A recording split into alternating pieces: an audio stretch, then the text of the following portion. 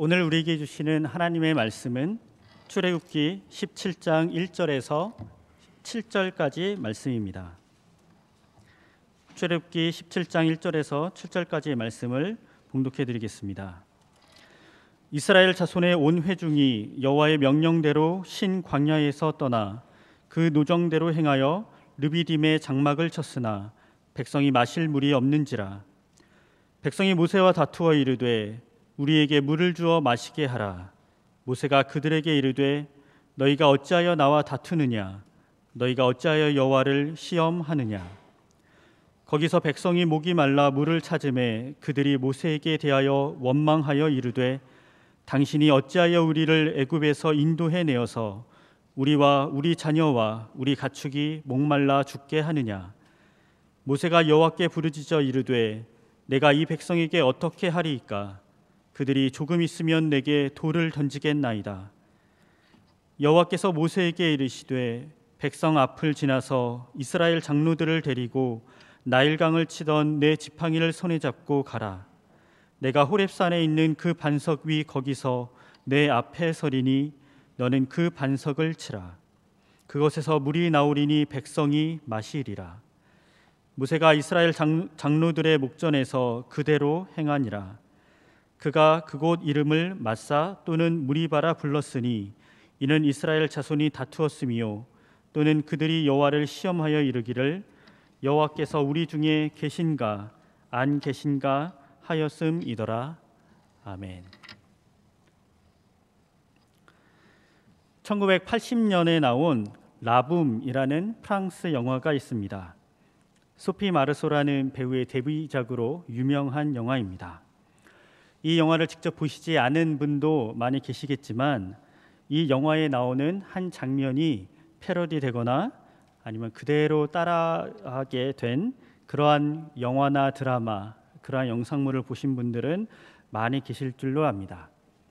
어떠한 장면이냐면은 여자 주인공이 댄스 파티에서 아주 무료하게 서 있는데 그때 갑자기 남자 주인공이 와서 여자 주인공의 귀에 이렇게 헤드폰을 딱 씌워주는 그런 장면입니다. 주변에는 시끄러운 음악이 흘러나오고 열심히 춤을 추고 있고 그렇게 정신없이 있는 그런 가운데 헤드폰이 싹 씌워지면 그 순간 그곳과 그 순간은 완전히 주변과는 다른 그러한 공간과 시간이 되어버립니다.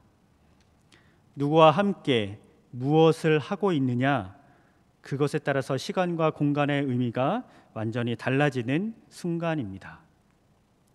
흥미로운 점은 이때 나온 주제가 음악입니다. 헤드폰이 씌워지는 순간 시끄러운 음악이 사라지고 잔잔하게 주제가 음악이 나옵니다. 혹시 이 주제가 음악의 제목을 아시는 분이 계시나요? 제목은 리얼리티, 현실이라는 뜻입니다. 이 장면에서 Dreams are my reality라는 가사의 내용의 노래가 흘러나옵니다. 사랑에 빠지면 콩깍지에 씌운다는 이야기를 합니다. 현실 감각이 좀 부족해진다라는 그러한 뜻일 것입니다. 그런데 이 영화 장면과 이 노래에서는 사랑에 빠져 있는 그 콩깍지가 씌워진 그 순간이 도리어 진짜 현실이다, 리얼리티다라고 이야기하는 것 같습니다. 오늘은 성령 강림 주일 예배로 드립니다. 부활하신 예수님께서 승천하시면서 제자들에게 약속하셨습니다. 또 다른 보혜사를 보내주시겠다. 너희를 고아처럼 내버려 두지 않겠다. 제자들은 그 말씀을 기억하고 마가의 다락방에 모여서 함께 기도하며 또 다른 보혜사를 기다렸습니다.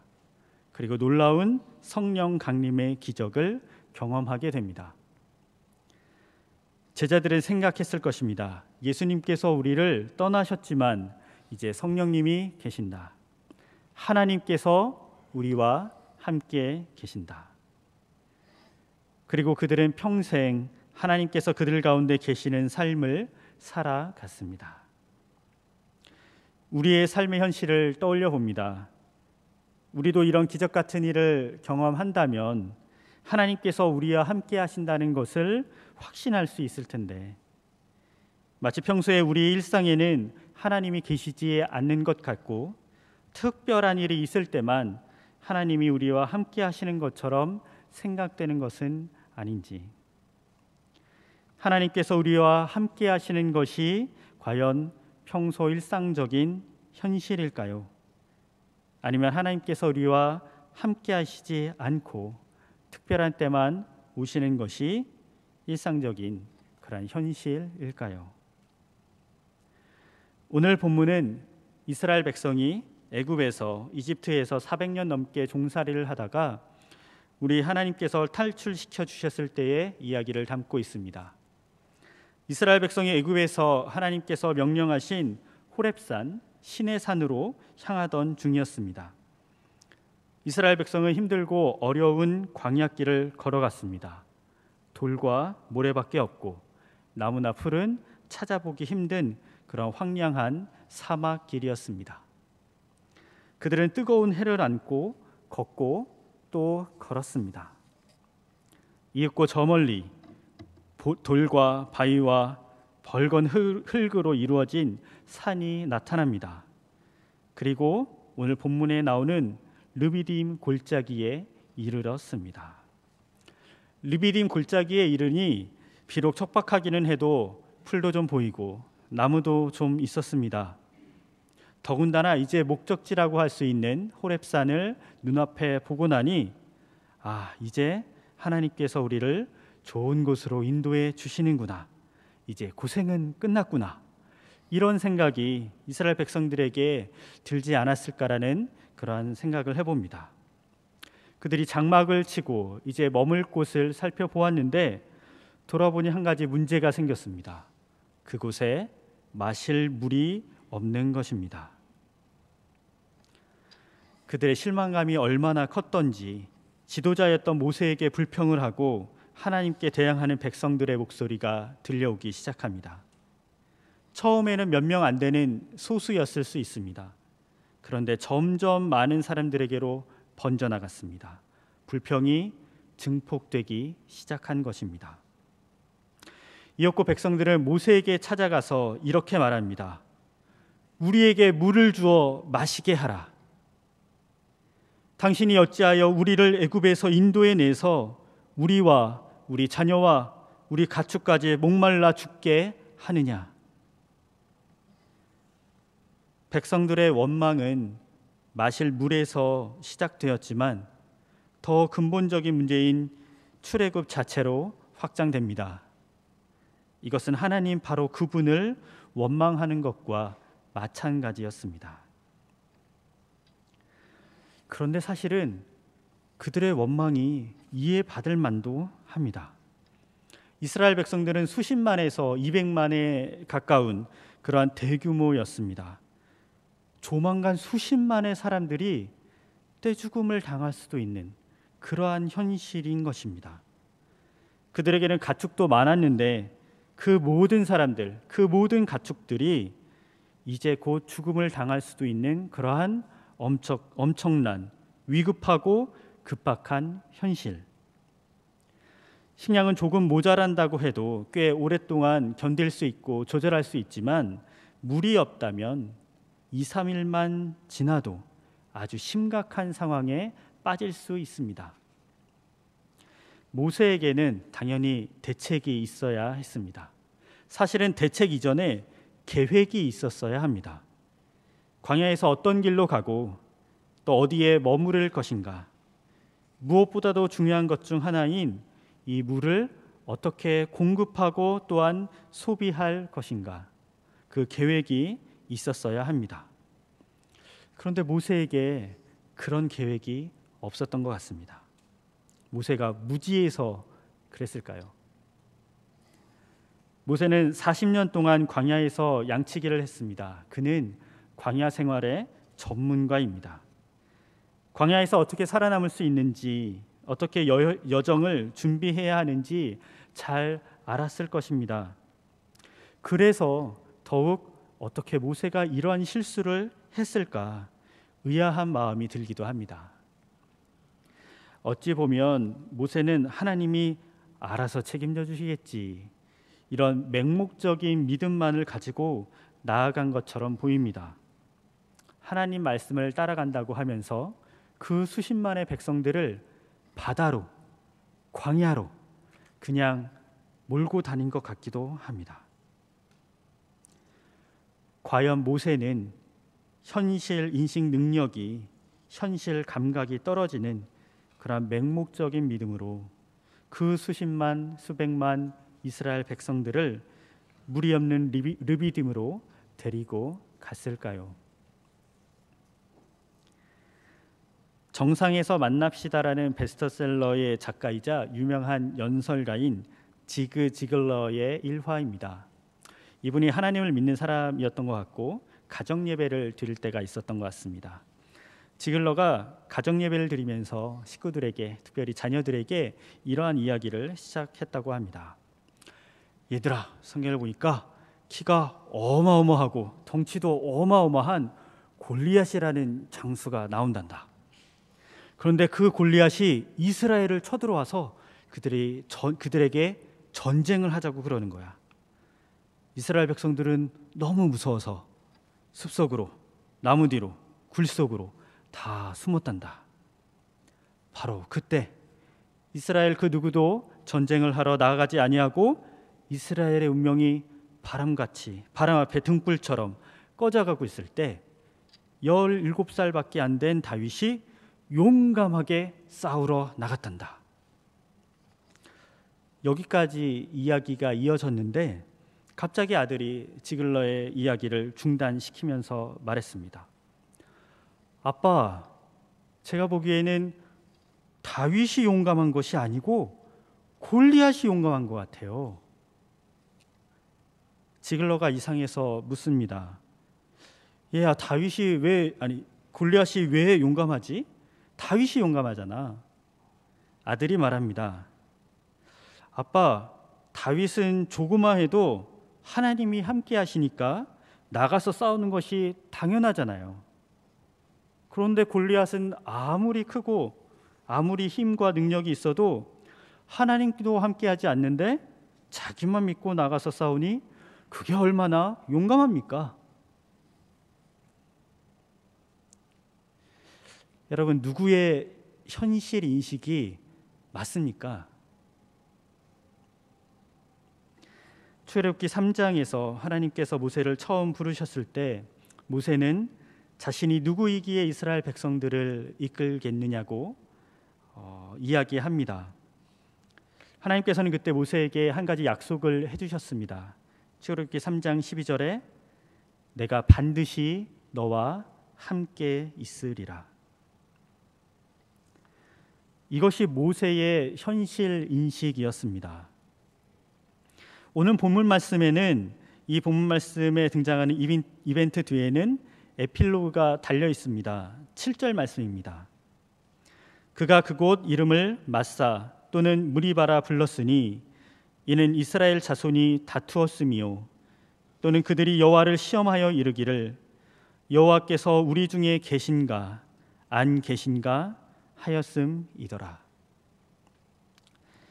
마사라는 히브리어는 시험하다, 시도하다라는 뜻을 가지고 있고 무리바라는 히브리어는 다투다라는 뜻을 가지고 있습니다. 이스라엘 백성들은 구름 기둥과 불 기둥을 지금 보고 있습니다.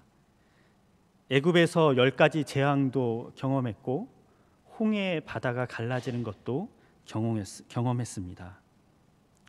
매일 아침에는 하늘에서 내리는 만나를 통해서 하나님의 놀라운 섭리를 맛보고 있습니다.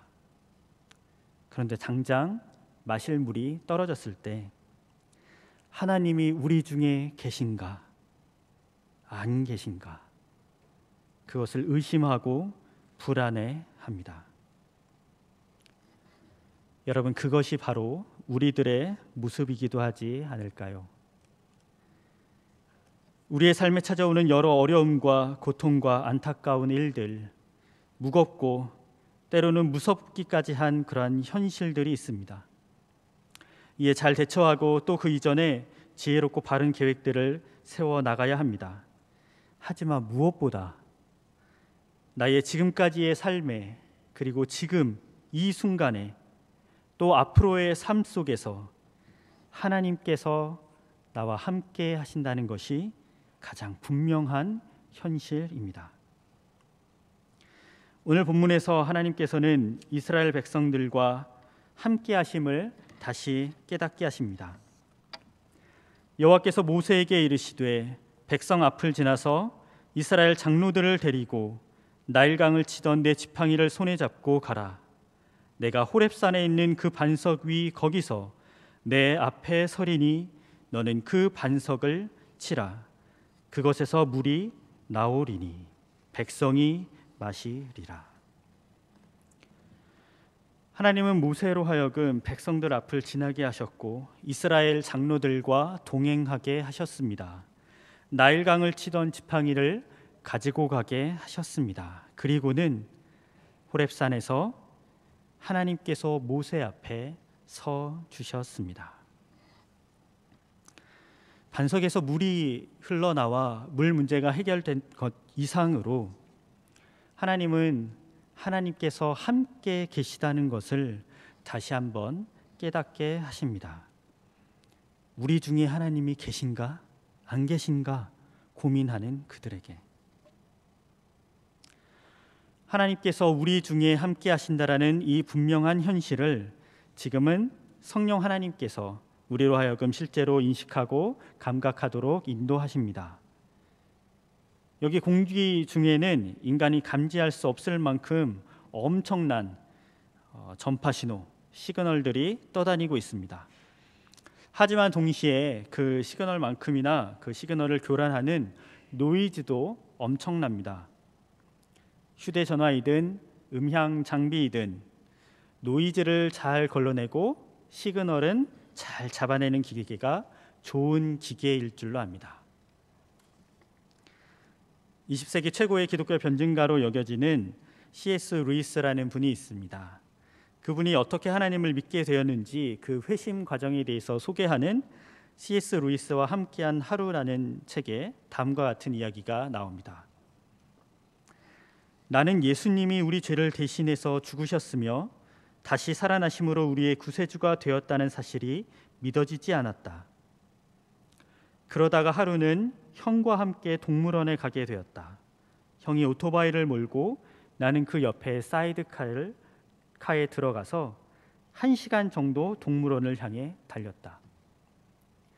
그런데 내가 기억하기로는 분명히 동물원을 향해 떠나기 전에는 예수 그리스도가 구세주라는 사실이 믿어지지 않았는데 1시간 뒤 동물원에 도착한 다음에는 믿어지는 것이었다.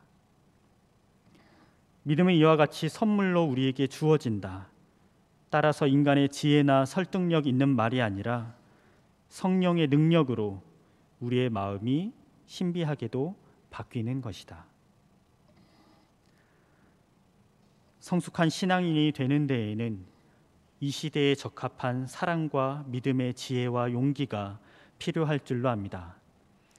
하지만 그 무엇보다 필요한 것은, 그리고 그 지혜와 용기의 원천이 되는 것은 하나님께서 우리 중에 계신다라는 것을 인식하고 살아가는 은혜입니다. 성도 여러분, 하나님께서 우리 중에 함께 하십니다.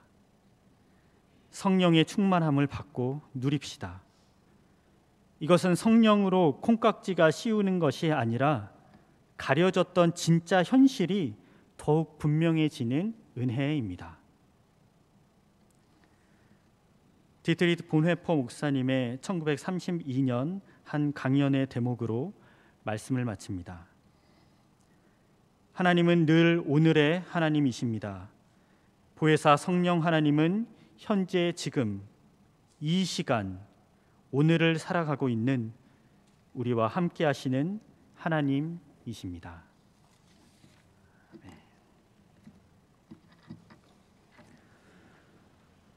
진실로 사랑과 은혜가 충만하신 우리 하나님 아버지 감사드립니다. 저희들을 죄에서 구원해 주실 뿐만 아니라 부활의 소망을 주시고 또한 승천하시면서 보혜사 성령님을 약속해 주시니 감사드립니다. 저희들이 이 세상을 살아가며 우리 성령 하나님과 교통하며 더욱더 우리 하나님과 동행하는 놀라운 은혜의 길을 가게 하여 주시고 우리 현실 앞에 놓인 많은 어려움들과 아픔들, 엄습하는 공포와 두려움 속에서 우리 주님께서 우리와 함께 하신다는 그러한